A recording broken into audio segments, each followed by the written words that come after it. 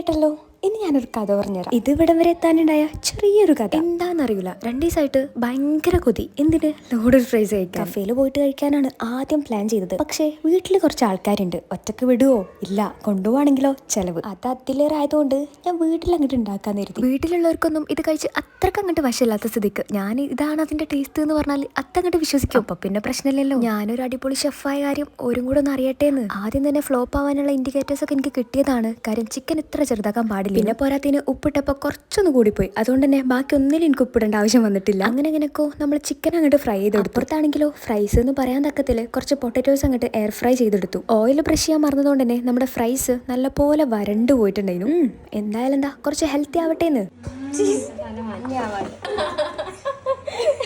Mozzarella cheese ഇല്ലാത്ത സ്ഥിതിക്ക് ഇവിടെ ഉണ്ടായ 2 ചീസ് സ്ലൈസസ് ആണ് ഞാൻ അതിലേക്ക് ഇട്ടത്. ഇതാണെങ്കിൽ കുറച്ചേരം ഒന്ന് മെൽറ്റാക്കാൻ വെച്ചപ്പോൾ അത് മെൽറ്റായില്ല. അപ്പോൾ പിന്നെ കുറച്ച് അധികം വെച്ചു. അന്നേരമാണെങ്കിൽ കുറച്ച് കൂടിപ്പോയി, കുറച്ച് നെരിഞ്ഞു. അതും കൂടെ ആയപ്പോൾ ഇവർക്ക് കാര്യം കണ്ട് മനസ്സിലായി തുടങ്ങി. പിന്നെ കൂടുതൽ വിശദീകരിക്കാനൊന്നും നിന്നില്ല. ഞാൻ ഉണ്ടാക്കി കുറച്ച് മയോണൈസ് അതിലേക്ക് അങ്ങോട്ട് ഒഴിച്ചിട്ട് അങ്ങോട്ട് കഴിച്ചു. തൽക്കാലത്തിന് എന്തായാലും ഇത് വെച്ചിട്ട് അങ്ങോട്ട് അഡ്ജസ്റ്റ് ചെയ്യാം. കഴിച്ചു കഴിഞ്ഞപ്പോൾ ഉണ്ടായ പണികളാണ് ശരിക്കുള്ള പണി. കാര്യം വേറെ ഒന്നുമല്ല, ഈ കിച്ചൺ ഫുള്ളായിട്ട് റെഡിയാക്കാണ്ടായി. നമ്മളെന്തെങ്കിലും പണിയെടുത്താൽ പിന്നെ അങ്ങനെയാണല്ലോ. അങ്ങനെ ഏതായാലും ആ പാത്രങ്ങളൊക്കെ ഒന്ന് കഴുകി, സിങ്കൊക്കെ ഒന്ന് ക്ലീൻ ആക്കി, നിലമൊക്കെ ഒന്ന് അടിച്ചു വാരി എല്ലാം അങ്ങോട്ട് സെറ്റാക്കി. അപ്പോൾ ഇതൊക്കെയുള്ളൂ.